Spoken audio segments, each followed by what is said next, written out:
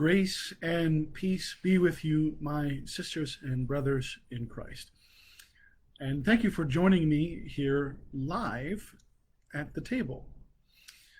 This is something new that we're trying to do as we are engaging the best we can with all of the wonders of our technology. So what's going to happen is we're doing this live. So if you want to join me live in the chat and say hello, or maybe have a question or maybe a thought for the week, that would be great. And I'll do my best to take a look at the comments as they're coming. I want to encourage you, if you're watching this at a later time, to join me on Facebook on Tuesdays around the 10 o'clock time, as traditionally when I do our recording for our At the Table.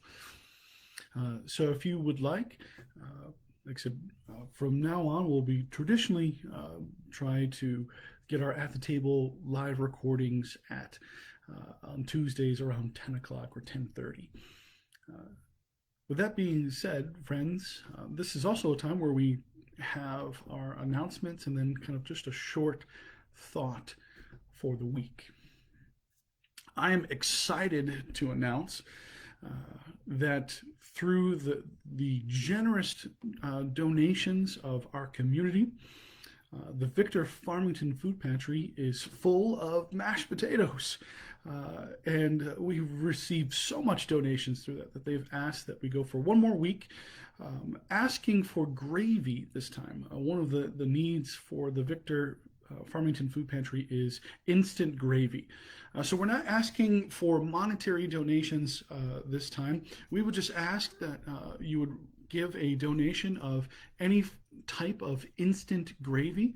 There's some really wonderful big packages that are pretty cheap at Walmart. And if you'd like to donate that to the church, that would be great. We're still receiving donations on Sunday. As well, if you'd like to drop it off anytime during the week, just let us know. If you could be sure to either email or call the office, let us know when and where you're dropping the donations off. That would be great. We'll make sure that we can get it off, have someone get it, or make sure that someone is in the office to receive the donation.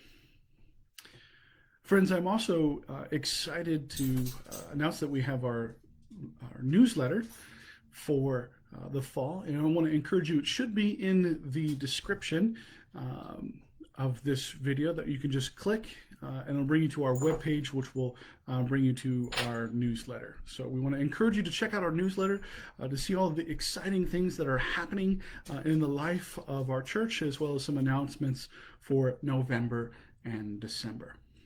We're really excited and blessed for these wonderful opportunities. With that being said, I just wanted to spend just a short time sharing a brief thought that I have for this week. And I think I've shared this to our congregation maybe a couple of times, and will be the first time I'll share this to our Facebook community. But I am an avid comic book reader. I love comics. I grew up with comics. And if someone has been brave enough or silly enough to ask the question, one of my favorite comics are the X-Men. So much so that I have one here to give an example of a recent comic that I read. I love the X-Men. And I could go on for ages of the start and the purpose of the X-Men as they talked about the civil rights movement and just the importance of racial equality and social justice through the lens of a comic narrative, which is a really wonderful way to receive an important message.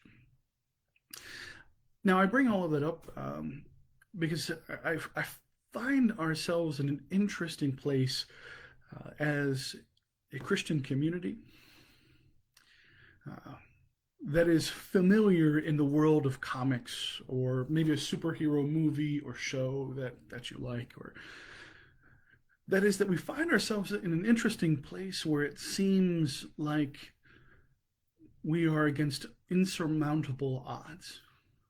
That is, that maybe for a while the heroes have been battling the villain or some circumstance, and it just seems like there is no victory in sight. Or it seems like all hope is lost and there's nothing else that we can do.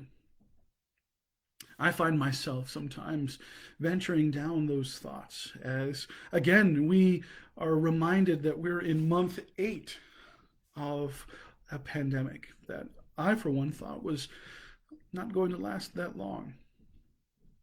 We've continued to find ourselves in the reality of a political world that still tries and is hard found in uniting, and it is easier to find our differences.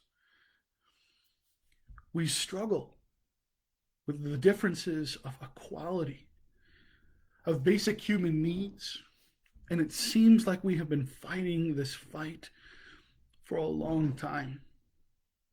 On top of all of these other frustrations, all of these other fears and doubts, we find ourselves now wrestling with the addition of all of our norms are different. Some of our traditions are gone.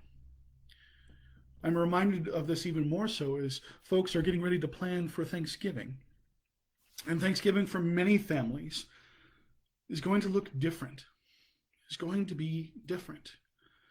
As we also get used to the difference of what it's like to use technology. As I say hello to my dear brother in Christ, Cameron. Hey, Cameron, it's good to see you. Thank you for saying hello. We find ourselves in a really weird and interesting place, trying to wrestle with what our new reality is going to be like. And sometimes the odds, sometimes everything stacked against us just feels like too much. But if you're like me and love comics or love watching superhero movies, there's a familiar trope. That is, that in every comic, in every superhero movie or show, right when it seems like the bad guys are going to win, right when it seems like there is no way the good guys can pull it out, something happens. A great idea pops, or something miraculous happens, and one of the new heroes gets a new power, or something similar to that.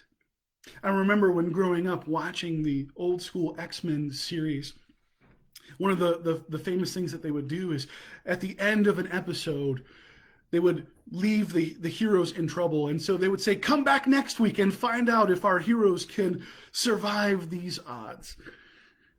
And friends, if I can spoil it, 90% of the time, the heroes prevailed. There was something that changed in the last minute. There was hope that gave someone new strength. I am reminded of this as we are nearing the season of Advent, as we get closer to Christmas, where we can find ourselves to be a people of hope. You'll hear me speak more specifically to it when we enter the season of Advent. But God has called us to be a hopeful people.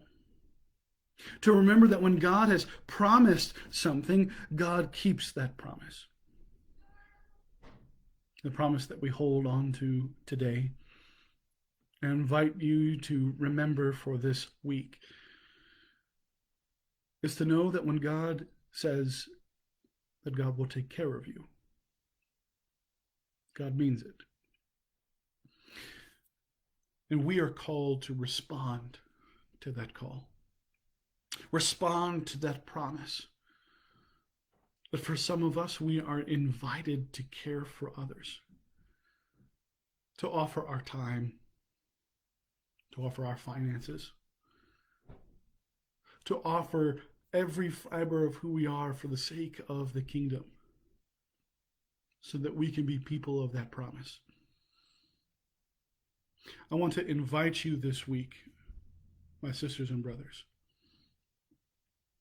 to be a people of hope. That yes, it might seem like there's just so much on our plate. You might be thinking of your schedules, of your things to do in the days or weeks or months to come. The good news is that God is there, that God is with us, journeying with us each step of the way. That is the good news, my friends.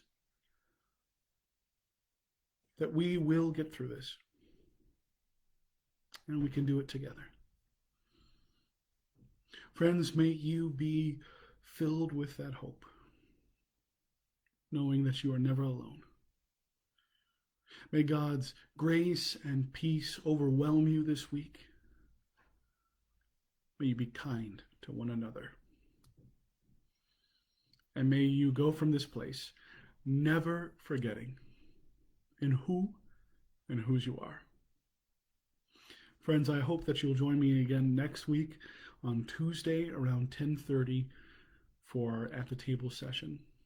But until then, blessings and peace.